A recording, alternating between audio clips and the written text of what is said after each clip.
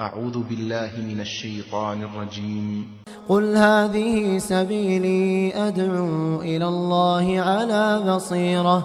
على بصيرة أنا ومن اتبعني وسبحان الله وما أنا من المشركين.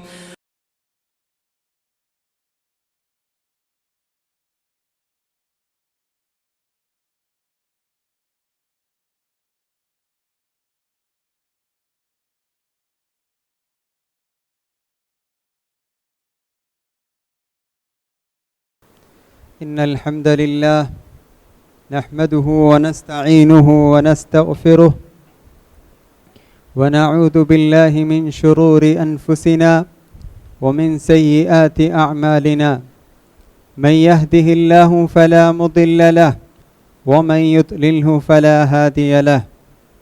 فإن أصدق الحديث كتاب الله وخير الهدي هدي محمد صلى الله عليه وسلم وشر الأمور محدثاتها وكل محدثة بدعة وكل بدعة ضلالة وكل ضلالة في النار. أشهد أن لا إله إلا الله وحده لا شريك له وأشهد أن محمدا عبده ورسوله. أما بعد فأعوذ بالله من الشيطان الرجيم. بسم الله الرحمن الرحيم. يا أيها الذين آمنوا اتقوا الله حق تقاته ولا تموتن إلا وأنتم مسلمون.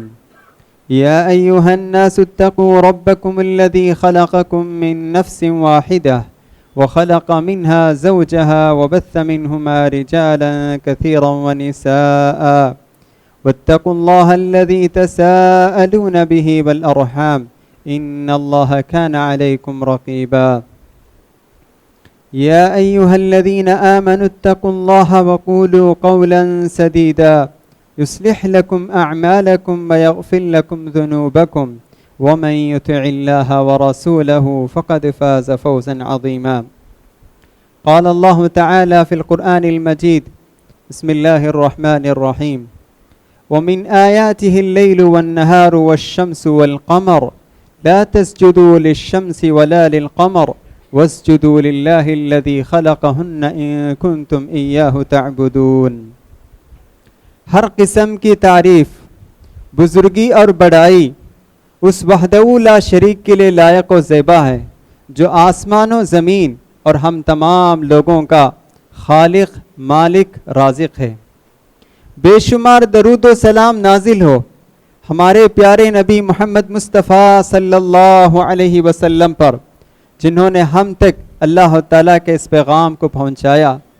اللہ کی رحمتیں نازل ہو تمام صحابہ اکرام رضوان اللہ علیہم اجمعین پر، جنہوں نے نبی کریم صلی اللہ علیہ وسلم کا ساتھ دیا اور دنیا کے کونے کونے میں اس اسلام کے پیغام کو عام کیا. محترم بزرگوں، دوستوں، پیارے بچوں اور معزز پردہ نشی اسلامی ماؤں اور بہنوں،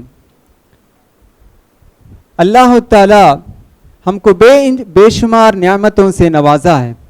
اگر ہم ان نعمتوں کو گننا چاہیں، شمار کرنا چاہیں، تو ہم اللہ کی نعمتوں کو گن نہیں سکتے ہیں. ہماری عادات، ہماری گنتیاں ختم ہو جائیں گی، لیکن اللہ تعالیٰ کی نعمتیں ختم نہیں ہوں گی. اللہ تعالیٰ کی نعمتیں بے شمار ہیں. جیسا کہ قرآن مجید میں اللہ تعالیٰ فرماتا ہے وَإِن تَعُدُّوا نِعْمَةَ اللَّهِ لَا تُحْصُوهَا ان الانسان لظلوم کفار. اگر تم اللہ کی نعمتوں کو ایک ایک کر کے شمار کرنا چاہو تو تم گن نہیں سکتے، لیکن انسان بڑا ہی ناشکرا ہے. محترم حضرات اور خواتین اسلام، اللہ تعالیٰ کی نعمتوں میں سے ایک بڑی نعمت اور بڑی نشانی یہ وسیع و عریض کائنات ہے. یہ بڑی کائنات جسے جو ہم دیکھ رہے ہیں، یہ بھی اللہ تعالیٰ کی ایک بہت بڑی نعمت ہے. یہ پہاڑ، یہ اونچے اونچے پہاڑ، یہ بھی اللہ تعالیٰ کی ایک نعمت اور ایک نشانی ہے. یہ قسم قسم کے درخت جو اگ رہے ہیں زمین سے، یہ بھی اللہ تعالیٰ کی ایک نعمت ہے اور نشانی ہے. اور اسی طرح سمندر، ٹھاٹا مارتا ہوا سمندر، یہ بھی اللہ تعالیٰ کی ایک نشانی اور ایک نعمت ہے. تو اس طرح اللہ کی نعمتیں بہت ہیں، اللہ کی نشانیاں بہت ہیں. یہ آسمان جو ہم دیکھ رہے ہیں برسوں سے ہے، ہزاروں سال سے آسمان قائم ہے، لیکن آج تک کبھی بھی اس میں نہ کوئی خلل واقع ہوا اور نہ کوئی دراڑ اس میں آیا ہے. اور یہ زمین جس میں ہم چلتے ہیں پھرتے ہیں، آج تک یہ زمین قائم ہے. تو یہ سب چیزیں اللہ تعالیٰ کی نعمت ہیں اور اللہ تعالیٰ کی نشانیوں میں سے ایک نشانیاں ہیں. محترم حضرات، اللہ تعالیٰ میں قرآن میں حکم دیتا ہے کہ ہم جس طرح ہم اللہ کی عبادت کرتے ہیں اسی طرح ہم اللہ کی کائنات پر نظر ڈالیں، غور و فکر کریں کہ کیسے اللہ نے آسمان کو پیدا کیا ہے، کہ بغیر ستون کی یہ آسمان قائم ہے، اور یہ وسیع و عریض زمین، بہت کشادہ زمین، اس کو ناپنا، اس کی پیمائش بہت مشکل ہے، یہ اللہ نے کیسے بنائی ہے، یہ ہم غور و فکر کریں. اللہ تعالیٰ میں حکم دیتا ہے. تو جب ہم کائنات پر غور و فکر کرتے ہیں تو ہمارا ایمان میں اضافہ ہوتا ہے، ہمارا ایمان میں اضافہ ہوتا ہے، اور اللہ تعالیٰ کی عظمت کا ہم اقرار کرتے ہیں. اسی لیے قرآن مجید میں اللہ نے کئی مرتبہ اللہ ہم کو حکم دیتا ہے کہ ہم کائنات پر نظر ڈالیں اور غور و فکر کریں. اللہ تعالیٰ فرماتا ہے قرآن مجید میں، خلق السماوات بغیر عمد ترونها، اس نے آسمانوں کو پیدا کیا. ہم تو صرف ایک آسمان کو دیکھ رہے ہیں، لیکن 7 آسمان، اسی طرح کے 7 آسمان ہیں. کیا تم نہیں دیکھتے ہو؟ بغیر عمد ترونها، بغیر ستون کے تم دیکھ رہے ہو. آج ٹیکنالوجی بہت ایڈوانس ہے، لیکن اس کے باوجود ایک چھت بغیر ستون کے قائم نہیں کر سکتے ہیں. لیکن اللہ کا یہ آسمان کتنے میلوں تک پھیلا ہوا ہے، لیکن اس کے لیے ایک ستون نہیں، اور ویسے بھی ایک آسمان نہیں بلکہ 7 آسمان ہیں. بغیر عمد ترونها، کیا تم نہیں دیکھتے؟ آگے فرماتا ہے وَأَلْقَى فِي الْأَرْضِ رَوَاسِيَ أَن تَمِيدَ بِكُمْ، اور اللہ نے ہی زمین میں اونچے اونچے پہاڑ گاڑ دیے ہیں، ان تمید بکم، تاکہ وہ تم کو حرکت نہ کریں، تاکہ زمین حرکت نہ کریں. اس لیے اللہ نے بڑے بڑے اونچے اونچے پہاڑوں کو اللہ نے زمین میں گاڑ دیا ہے. کیا تم اس میں غور و فکر نہیں کرتے؟ کتنے بڑے بڑے پہاڑ، چڑھنا مشکل ہے، ایسا کوئی انسان بنا نہیں سکتا ہے. کیا تم دیکھتے نہیں؟ وَأَلْقَى فِي الْأَرْضِ رَوَاسِيَ أَن تَمِيدَ بِكُمْ وَبَثَّ فِيهَا مِن كُلِّ دَابَّةٍ، اور آگے فرماتا ہے اس زمین میں ہر قسم کے جاندار کو ہم نے پھیلا دیا ہے. انسان بھی رہتے ہیں، جانور بھی ہیں، پرندے بھی ہیں، کیڑے مکوڑے بھی اس زمین میں رہتے ہیں. کیا تم نہیں دیکھتے؟ وَأَنزَلْنَا مِنَ السَّمَاءِ مَاءً وَأَنبَتْنَا فِيهَا مِن كُلِّ زَوْجٍ كَرِيمٍ، اور آسمان سے ہم نے پانی برسایا اور اس کے ذریعے سے زمین میں بہت نفیس عمدہ قسم کے پودے ہم اگائے ہیں. یہ سب اللہ کی نشانیاں ہیں. کیا تم نہیں دیکھتے؟ غور و فکر نہیں کرتے؟ اللہ تعالیٰ ہمیں قرآن مجید میں اس کی طرف ہمیں اشارہ کر رہا ہے. تو ہمیں غور و فکر کرنا چاہیے، کائنات پر نظر ڈالنا چاہیے، آسمان کی طرف ہمیں دیکھنا چاہیے، سمندر کی طرف دیکھیں، اور اللہ کی عظمت اور اس کی وحدانیت کا ہمیں اقرار کرنا چاہیے. محترم حضرات، کائنات پر غور و فکر کرنا یہ انبیاء علیہم السلام، سلف صالحین اور نیک لوگوں کا طریقہ ہے. جہاں وہ عبادت اور بندگی کا اہتمام کرتے ہیں، وہیں اللہ تعالیٰ کی کائنات پر بھی غور و فکر کرتے ہیں، تاکہ ان کا ایمان میں اضافہ ہو، یقین میں اور بھی اضافہ ہو جائیں. اس کے لیے وہ کائنات پر بھی نظر ڈالتے ہیں اور اللہ کی کائنات پر غور و فکر کرتے ہیں. صحیح بخاری کی روایت ہے، پیارے نبی صلی اللہ علیہ وسلم جب تہجد کی نماز کے لیے بیدار ہوتے تو آپ اپنے چہرے کو ملتے نیند سے اٹھنے کی وجہ سے، اور پھر اس کے بعد باہر تشریف لاتے، آسمان کی طرف اپنی نگاہ کو بلند کرتے، آسمان کی طرف اپنی نگاہ کو اٹھاتے، اور یہ آیت کریمہ آپ تلاوت کرتے ہیں، ان فی خلق السماوات والارض واختلاف اللیل والنہار لآیات لأولی الالباب، کہ بے شک آسمان و زمین کی پیدائش اور رات و دن کے ایک بعد دیگرے آنے میں، ان سب میں عقل مند لوگوں کے لیے عبرت ہے. یہ آیت اللہ کے رسول صلی اللہ علیہ وسلم تلاوت کرتے تھے. تہجد کے وقت باہر آتے، آسمان کی طرف نگاہ اٹھاتے اور یہ آیت تلاوت کرتے. ایک مرتبہ نہیں، 2 مرتبہ نہیں، کئی مرتبہ نبی کریم صلی اللہ علیہ وسلم نے اس طرح کیا. اسی لیے اہل علم کہتے ہیں کہ یہ عمل استحباب کا درجہ رکھتا ہے، کہ ایسا کرنا مستحب ہے، پسندیدہ عمل ہے. سبحان اللہ، ہمارے نبی کائنات پر غور کرتے تھے کہ کیسے اللہ نے پیدا کیا ہے.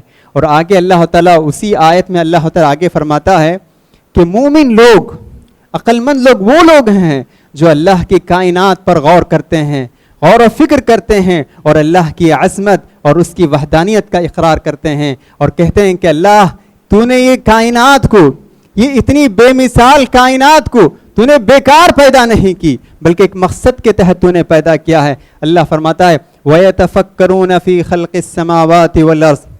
مومن لوگ، عقل مند لوگ وہ لوگ ہیں جو آسمان و زمین کی پیدائش پر غور و فکر کرتے ہیں، تفکر کرتے ہیں، اور اس کے بعد کہتے ہیں ربنا ما خلقت هذا باطلا.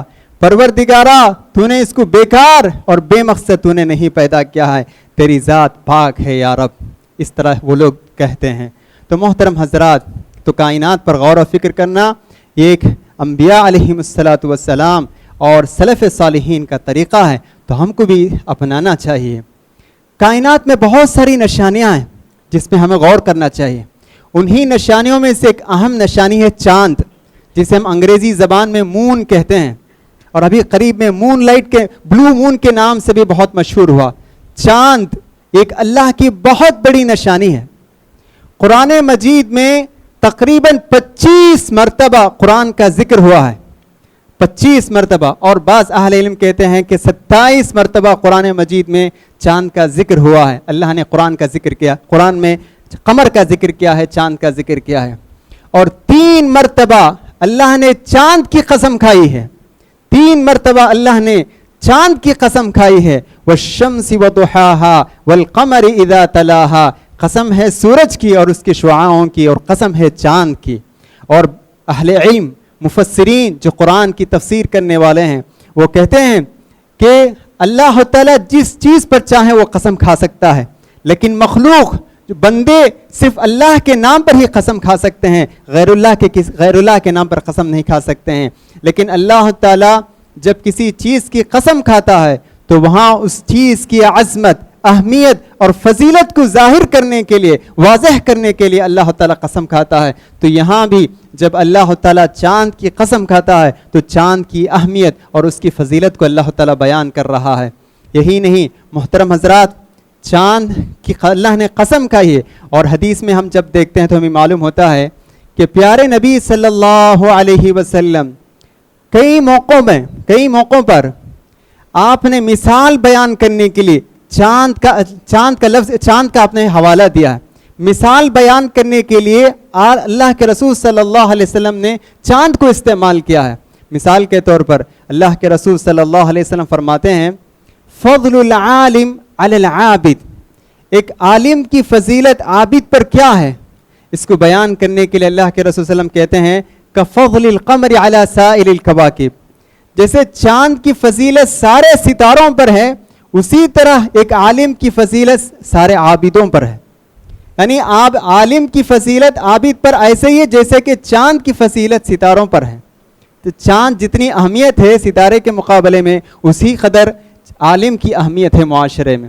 اور ایک مرتبہ اللہ کے رسول صلی اللہ علیہ وسلم صحابہ کے ساتھ بیٹھے تھے، تو آپ نے کہا کہ اے میرے صحابہ، کیا تم اس چاند کو دیکھ رہے ہو، 14ویں رات کی چاند؟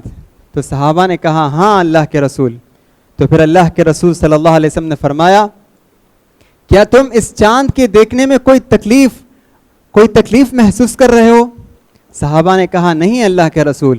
تو پھر اللہ کے رسول نے فرمایا سترون ربکم کما ترون هذا القمر.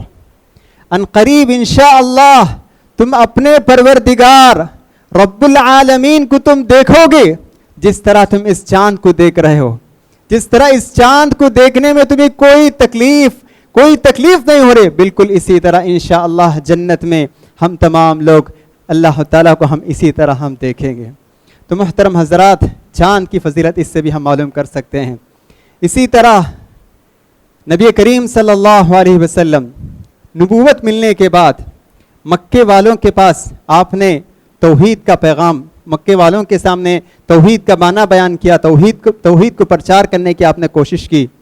تو لوگوں نے آپ سے مطالبہ کیا کہ اللہ کے رسول، اے محمد، اگر آپ یہ دعویٰ کرتے ہیں کہ آپ اللہ کے رسول ہیں، نبی ہیں، تو کوئی معجزہ بتائیے. معجزہ ظاہر کیجئے. تو پھر اللہ کے رسول صلی اللہ علیہ وسلم نے چاند کا معجزہ ان کو دکھایا کہ اللہ تعالیٰ کے حکم سے چاند 2 ٹکڑے ہو گیا. حدیث میں آتا ہے, صحیح بخاری کی روایت ہے کہ چاند کا ایک حصہ ہیرا پہاڑ کے ایک طرف تھا اور ایک حصہ دوسرے طرف تھا, اور ہیرا پہاڑ جو ہے دونوں ٹکڑوں کے بیچ میں تھا. سبحان اللہ. یہ بھی جو ہے صحیح بخاری کی روایت ہے, اور بہت سارے دلائل اس پر دلالت کرتے ہیں, تو اس سے معلوم ہوتا ہے کہ یہ بھی ایک صحیح واقعہ ہے. تو ان تمام باتوں سے یہ بات معلوم ہو گئی کہ چاند بھی ایک اللہ تعالیٰ کی بہت بڑی نشانیوں میں سے ایک نشانی ہے. ہمیں اس پر بھی غور کرنا چاہیے. محترم حضرات اور خواتین اسلام, 23 اگست 20 پر 3 اگست کی شام ہم تمام ہندوستانی شہروں کے لیے ایک خوشی اور مسرت کا موقع تھا کہ ہندوستان بھی ان 4 ممالک میں سے ایک ملک ہو گیا جو اپنے خلائی جہاز کو چاند پر بہت ہی کامیاب طریقے سے اتار دیا ہے. اور ہندوستان وہ واحد اور پہلا ملک ہے جو جنوبی قطب میں اپنے خلائی جہاز کو اتارا ہے, جسے ساؤتھ پول کہتے ہیں. یہ بہت بڑی کامیابی ہے اور ہر انسان کے لیے, ہر ہندوستانی کے لیے ایک بہت ہی قابل فخر چیز ہے. یقیناً بہت سارے سائنسدان یہ دعویٰ کر رہے ہیں کہ وہ چاند میں کئی ایسی چیزیں پا سکتے ہیں اور اس کی تحقیق ہو سکتی ہے جو انسانیت کے لیے فائدہ مند اور مفید ثابت ہو سکتی ہے. وہ کہتے ہیں کہ یورانیم ہو سکتا ہے, اور اسی طرح کہتے ہیں کہ چاند میں پانی ہے جو کئی زمانے سے استعمال نہ ہونے کی وجہ سے وہ جم گیا ہے, وہ برف کی شکل اختیار کر لیا ہے. اب ہم اس کی تحقیق کر کے اب ہم اس کو استعمال کے لائق بنا سکتے ہیں. بہت ساری باتیں کہتے ہیں, ہمیں اس سے کوئی انکار نہیں ہے. یہ جو چاند پر انسان کمندیں ڈال رہا ہے, اس کا حقیقت میں یہ تصور پیش کرنے والا اسلام ہے. یہ اسلام کی دین ہے کہ آج ہم چاند پر کمندیں ڈال رہے ہیں اور چاند پر اپنے خلائی جہاز کو ہم اتار رہے ہیں. یہ حقیقت میں اسلام کی دین ہے. اسلام نے ہمیں سکھایا ہے, ورنہ اسلام سے پہلے چاند کو خدا سمجھتے تھے, چاند اور سورج کو خدا سمجھتے تھے کہ خدا سمجھ کر اس کی عبادت کرتے تھے. اس پہ ریسرچ نہیں کرنا چاہیے, اس پہ تحقیق نہیں کرنا چاہیے, لوگ یہ سمجھتے تھے. لیکن اسلام نے آ کر بتایا کہ چاند بھی تمہاری تحقیق کا موضوع بن سکتا ہے, تمہارے سائنس کی ریسرچ کا ایک موضوع بن سکتا ہے. اسلام نے بتایا کہ یہ مخلوق ہے, یہ خدا نہیں ہو سکتا ہے. یہ اسلام نے آ کر سکھایا. اللہ تعالیٰ قرآن مجید میں اسی کی طرف اشارہ کرتے ہوئے فرماتا ہے, وَمِنْ آيَاتِهِ اللَّيْلُ وَالنَّهَارُ, کہ اللہ تعالیٰ کی بہت ساری نشانیاں ہیں. ان نشانیوں میں سے ایک نشانی رات اور دن ہے. وَالشَّمْسُ وَالْقَمَرُ, سورج اور چاند بھی ہے. لا تسجدوا للشمس ولا للقمر, تم سورج کے لیے بھی سجدہ مت کرو اور چاند کے لیے بھی تم سجدہ مت کرو. واسجدوا للہ الذی خلقہن, اس ذات کے لیے تم سجدہ کرو جس نے چاند اور سورج کو پیدا کیا ہے. سبحان اللہ. دیکھیے اسلام نے آ کر بتایا. اور ایک جگہ اللہ تعالیٰ قرآن میں فرماتا ہے, وَسَخَّرَ لَكُمْ مَا فِي السَّمَاوَاتِ وَمَا فِي الْأَرْضِ جَمِيعًا مِّنْهُ إِنَّ فِي ذَلِكَ لَآيَاتٍ لِقَوْمٍ يَتَفَكَّرُونَ. آسمان اور زمین میں جو کچھ ہے وہ سب کچھ انسانوں کے لیے اللہ نے مسخر کر دیا ہے, انسانوں کے لیے مسخر کر دیا ہے, انسانوں کے تابع کر دیا ہے. إِنَّ فِي ذَلِكَ لَآيَاتٍ لِقَوْمٍ يَتَفَكَّرُونَ. جو لوگ غور کرنا چاہتے ہیں ان کے لیے اس میں سبق ہے, ان کے لیے اس میں درس عبرت ہے. دیکھیے سخرہ کا لفظ سے معلوم ہوتا ہے کہ انسان کبھی نہ کبھی دوسرے جو پلانٹس ہیں, دوسرے جو سیارے ہیں, ان پر بھی وہاں تک بھی انسان پہنچ سکتا ہے. سخرہ کا یہ لفظ ہمیں بتاتا ہے, اللہ نے جو کہا سخرہ, تو اس سے معلوم ہوتا ہے کہ انسان کبھی نہ کبھی وہ چاند پر بھی اور دوسرے سیاروں تک بھی پہنچ سکتا ہے. لیکن جو مستقل قیام گاہ ہے, جو ہمیشہ جو رہنے کی جگہ ہے, جو اصل جو رہنے کی جگہ ہے وہ زمین ہے. لیکن وہاں تحقیق کے لیے پہنچ سکتا ہے, لیکن وہاں کالونی نہیں بسا سکتا ہے, وہاں کوئی رہنے کی جگہ نہیں کر سکتا ہے وہ. لیکن حقیقت میں جو رہنے کی جگہ ہے وہ ہے زمین. جیسا کہ اللہ تعالیٰ قرآن مجید میں ارشاد فرماتا ہے, وَلَكُمْ فِي الْأَرْضِ مُسْتَقَرٌّ وَمَتَاعٌ إِلَىٰ حِينٍ, اور تمہارے لیے زمین میں ایک مقررہ وقت تک ٹھہرنا ہے. دیکھیں اللہ نے یہاں پوری طریقے سے وضاحت کر دی. کئی سیارے ہیں, اللہ نے ان کے بارے میں نہیں کہا, لیکن زمین کے بارے میں اللہ نے خصوصیت کے ساتھ کہا کہ تمہیں اس زمین میں ایک مستقل ایک متعین مدت تک ایک مقررہ وقت تک تمہیں اس زمین میں ٹھہرنا ہے. اور ایک جگہ اللہ نے سورہ رحمان میں فرمایا وَالْأَرْضَ وَضَعَهَا لِلْأَنَامِ، اور اللہ نے زمین کو انسانوں کے لیے بچھا دی ہے. تو اس کا مطلب یہ ہے کہ زمین ہی رہنے کی جگہ ہے اور دوسرے سیارے جو ہے رہنے کی جگہ نہیں ہے. اگر وہاں کوئی زندگی ہوتی، اگر وہاں بھی لوگ ہوتے تو اللہ تعالیٰ جس طرح انبیاء علیہ السلام کو دنیا میں بھیجا اسی طرح وہاں بھی اللہ تعالیٰ بھیجتا، لیکن اس کا کوئی ذکر نہیں ملتا. تو محترم حضرات، تو اس تمام باتوں سے ہمیں معلوم ہوتی ہے کہ یہ تحقیق جو طریقہ جو ذہن آج ہمارے پاس ہے حقیقت میں اسلام کی دین ہے.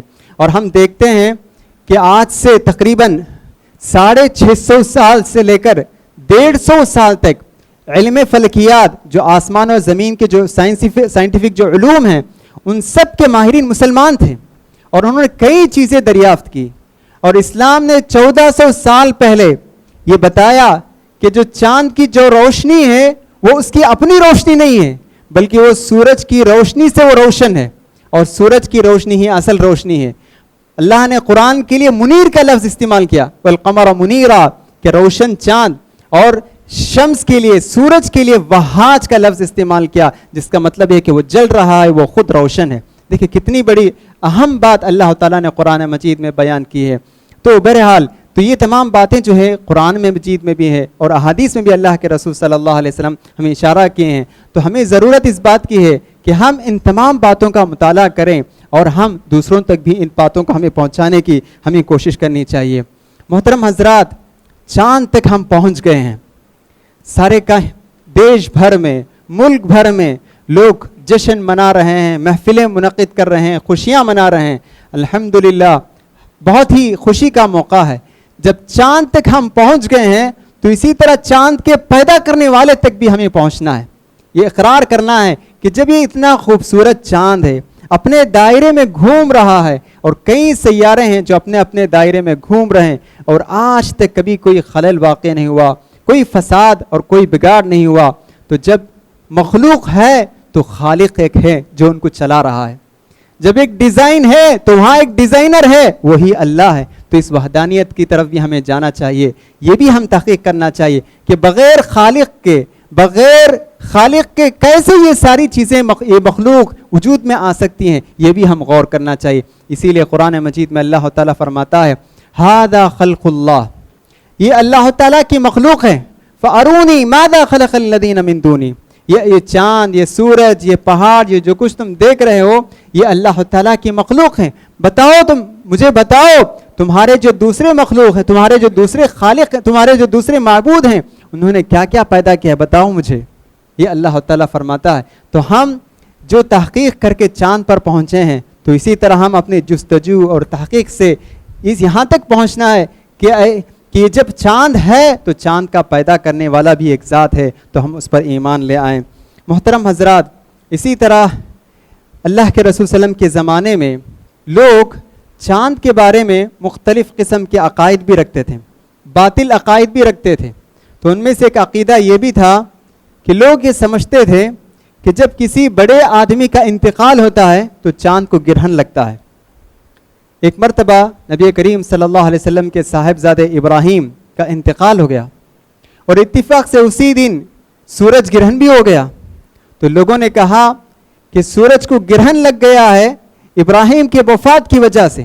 تو فوراً اللہ کے رسول صلی اللہ علیہ وسلم نے کہا ان الشمس والقمر آیتان من آیات اللہ، کہ لوگوں سورج اور چاند اللہ کی نشانیوں میں سے اہم بڑی نشانیاں ہیں. کسی کی مرنے سے اور نہ کسی کی پیدائش سے ان کو گرہن نہیں لگتا ہے، بلکہ اللہ تعالیٰ کی نشانیاں ہیں کہ اللہ تعالیٰ اسے تمہیں ڈراتا ہے. تو اس طرح کی جب چیزیں تم دیکھو تو تم مسجد کی طرف لپکو، ذکر و اذکار کی طرف تم لپکو. یہ اللہ کے رسول صلی اللہ علیہ وسلم نے کہا. اسی طرح اللہ کے رسول صلی اللہ علیہ وسلم کے زمانے میں یا بعد کے زمانے میں کچھ لوگ یہ عقیدہ بھی رکھتے تھے. آج بھی کچھ لوگ ایسے ہیں جو سمجھتے ہیں کہ چاند کا تعلق زمین میں جو حادثات جو واقعات ہوتے ہیں اس سے چاند کا گہرا تعلق ہے. شادی بیاہ، رسم و شادی بیاہ، بیپار، تجارت، لین دین، یہ جو سب ہوتے ہیں ان کا گہرا تعلق چاند سے ہے.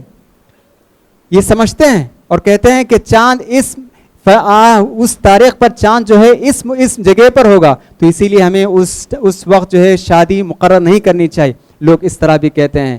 اسی طرح علی رضی اللہ عنہ ایک مرتبہ خوارج سے قتال کرنے کے لیے نکلے. خوارج ایک گمراہ فرقہ ہے، تو ان سے لڑنے کے لیے علی رضی اللہ عنہ نکلے. تو ایک آدمی نے، نجومی ایک جو جادوگر تھا، وہ فوراً آ کر کہا لا تسافر والقمر فی العقرب، اے علی آپ سفر مت کیجئے، اس لیے کہ چاند جو ہے عقرب نامی مقام میں ہے، اگر آپ اس وقت سفر کریں گے تو آپ کو کامیابی نہیں ملے گی. تو علی رضی اللہ عنہ نے کہا بل نسافر ثقۃ باللہ، نہیں بلکہ میں تو جو ہے اللہ پر بھروسہ کرتے ہوئے میں سفر کر رہا ہوں، چاند پر بھروسہ کرتے ہوئے میں سفر نہیں کر رہا ہوں. یہ کہہ کر وہ آگے بڑھے.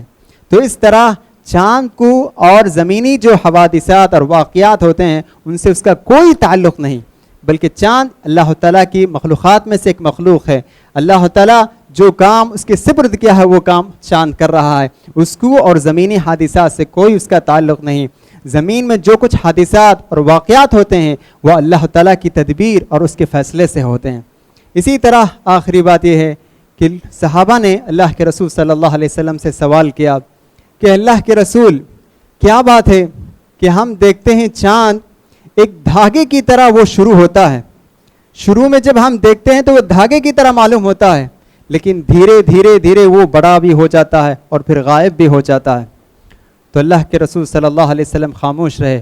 تو اللہ نے قرآن مجید میں آیت نازل کی یسألونک عن الأہلہ قل ہی مواقیت للناس، اے اللہ کے رسول لوگ آپ سے چاند کے بارے میں پوچھتے ہیں، آپ انہیں بتا دیجئے کہ یہ چاند لوگوں کو وقت بتانے کا ایک ذریعہ ہے، کہ اس سے وقت معلوم کر سکتے ہیں کہ مہینہ ختم ہوا، دوسرا مہینہ شروع ہوا، تو ہم یہ وقت بتانے کے لیے یہ چاند ہے، دوسری اور کوئی چیز نہیں. تو اس طرح اللہ تعالیٰ قرآن مجید میں اس کی بھی اللہ نے تفصیل بیان کی ہے. بس میں اسی بات پر اپنی بات کو ختم کرتا ہوں. اللہ تعالیٰ سے دعا ہے کہ اللہ تعالیٰ ہم تمام لوگوں کو کائنات میں جو کچھ اللہ تعالیٰ کی نشانیاں ہیں اس نشانیوں پر غور و فکر کرنے کی اللہ تعالیٰ ہم تمام کو توفیق دیں، اور پھر اللہ کی عظمت اور اس کی وحدانیت کے اقرار کرنے کی بھی اللہ تعالیٰ ہم تمام لوگوں کو توفیق عطا فرمائیں. آمین. بارک اللہ لی ولکم فی القرآن العظیم ونفعنی وإیاکم بالآیات والذکر الحکیم. انہ تعالی جواد کریم ملک قدیم بر الرؤوف الرحیم ورب حلیم.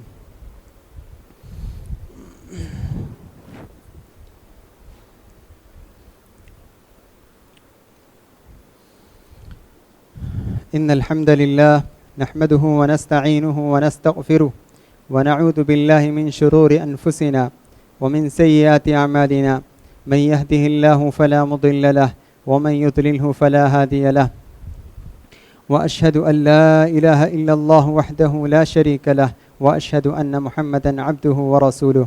أما بعد فأعوذ بالله من الشيطان الرجيم. بسم الله الرحمن الرحيم. يا أيها الذين آمنوا اتقوا الله حق تقاته ولا تموتن إلا وأنتم مسلمون. يا أيها الناس اتقوا ربكم الذي خلقكم من نفس واحدة وخلق منها زوجها وبث منهما رجالا كثيرا ونساء واتقوا الله الذي تساءلون به والأرحام إن الله كان عليكم رقيبا. يا أيها الذين آمنوا اتقوا الله وقولوا قولا سديدا يصلح لكم أعمالكم ويغفر لكم ذنوبكم ومن يطع الله ورسوله فقد فاز فوزا عظيما. ربنا ظلمنا أنفسنا وإن لم تغفر لنا وترحمنا لنكونن من الخاسرين. ربنا آتنا في الدنيا حسنة وفي الآخرة حسنة وقنا عذاب النار. اللهم إنا نسألك من الخير كله عاجله وآجله ما علمنا منه وما لم نعلم، ونعوذ بك من الشر كله عاجله وآجله ما علمنا منه وما لم نعلم. اللهم إنا نسألك الجنة وما قرب إليها من قول وعمل، ونعوذ بك من النار وما قرب إليها من قول وعمل، ونسألك أن تجعل كل قضاء قضيته خيرا يا رب العالمين. إن الله وملائكته يصلون على النبي يا أيها الذين آمنوا صلوا عليه وسلموا تسليما. اللهم صل على محمد وعلى آل محمد كما صليت على إبراهيم وعلى آل إبراهيم إنك حميد مجيد. إن الله يأمر بالعدل والإحسان وإيتاء ذي القربى وينهى عن الفحشاء والمنكر والبغي يعظكم لعلكم تذكرون. اذكروا الله يذكركم ولذكر الله أعلى وأعز وجل وأتم أكبر والله يعلم ما تصنعون.